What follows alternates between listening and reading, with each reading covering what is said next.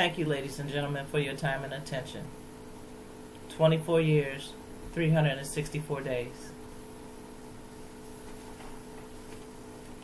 That's exactly how long my daughter Adacia Miller lived.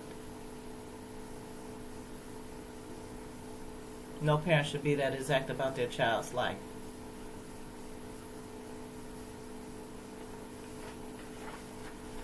I speak before you today, not only as a mother in pain, suffering the last 6 years without answers or explanations as to why and how my daughter was killed at the hands of a Detroit police officer.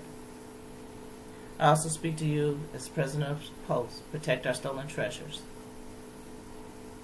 the voice of thousands of victims, mothers, fathers, spouses, siblings, children, grandparents, nieces and nephews, aunts and uncles, who fight daily for their loved ones' justice and endure at the hands of law enforcement.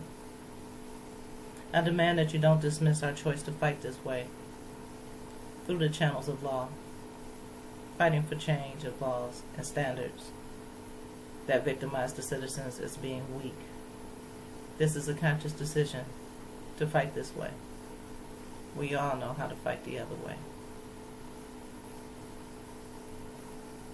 It is not fear that has us here, so don't ever think we are, the families of police victims, weak, fearful, or undereducated. We know exactly what we are doing and why we are doing it this way. I won't sit here and quote statistics to you. I know the police departments across the nation are underreporting and mislabeling police shootings to keep themselves within acceptable federal funding guidelines. We fight for the justice of our fallen loved ones, but also for victims of police shootings, against this dysfunctional system that not only protects the police officers, but also ensures that they're never held accountable for their actions. When a police officer treats their badge as if it's a get-out-of-jail-free card, regardless of their crime against the citizens that they pledged to protect and serve. Forgive me, protect and serve are no longer part of an officer's duties or concerns. Police are murdering children as young as 7 years old, as in the case of Ayanna Stanley Jones. That young lady right there behind me on the poster. The police officer murdering Ayanna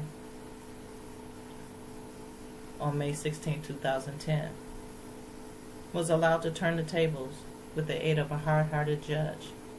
That judge allowed the murderer to become the victim because the officer chose to shoot an empty-handed person who was Ayanna, sleeping, 7 years old. Child. It was never his fault. I could go on all day reciting murder after murder after murder, but the end result is all the same in every case. Despite witnesses, video of the murder, proof of a cover-up or intimidation, the cops are right back out on the streets as if nothing happened, only to do it again. Clearly, this is not justice. It's illegal, immoral.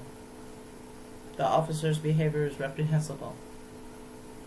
The excuse that de-escalation training is needed is a lame duck way of saying blow them off and go back to the business as usual. I'm going to give you a few samples of our demands that are comprised of our experiences and the families of police victims and the victims of police brutality. And this is just a brief overview. Transparency through the initial report, investigation decisions, and or charges. The family is to remain informed in a timely fashion, including interdepartmental decisions. Accountability. We want prosecutors to take responsibility for the investigation. No more police investigating themselves. Chain of evidence. It should be reported, itemized, and monitored closely. No more excuses for malfunctioning equipment. Body cams, dash cams, onboard cameras. All video is to be reviewed by an outside entity to ensure unbiased reporting. Should be a yearly randomized check. That includes certification of shooting. The officers would be capable of shooting in other parts of the body, not just center mass and headshots. The test and check should include a mental impairment or decline test, including a development check if they developed a strong or have an aversion to or a hatred towards a race, gender, class, or religion. A peace officer's license should be revoked for any of these following offenses. 1. Repeated excessive force. 2. Repeated use of deadly force is a first offense. 3. Questionable mental or physical behaviors resulting in disciplinary actions. 4. Forced retirement or resigning under questionable circumstances involving the abuse of drugs, sex, or a weapon. And that includes guns, tasers, batons, pepper spray, or physical contact. 5. Proven racial discrimination against others resulting in abuse of under the color authority. If they use their job as their right to harass somebody, they don't need that job. They don't have a right.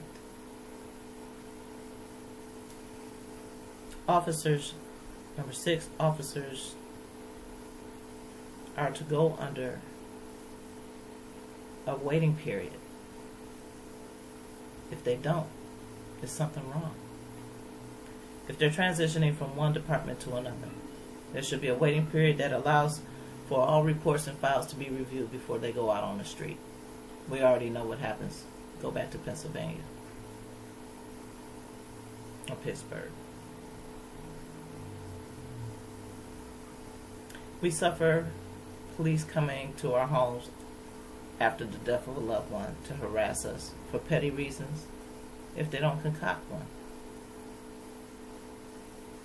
Then they constantly imply that they'll put us in jail, the ones that fight for justice.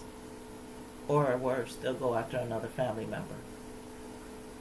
These are the mental anguish games that police like to continuously play with us, hoping that we'll break and that they can take another member down permanently. This is our reality, our living nightmare. You have the power to correct this, to retard the sick behavior, and realign the culture of life doesn't matter unless it's a blue life, which doesn't exist. I say 2 things to people I speak to. Life is to be respected, and death requires responsibility.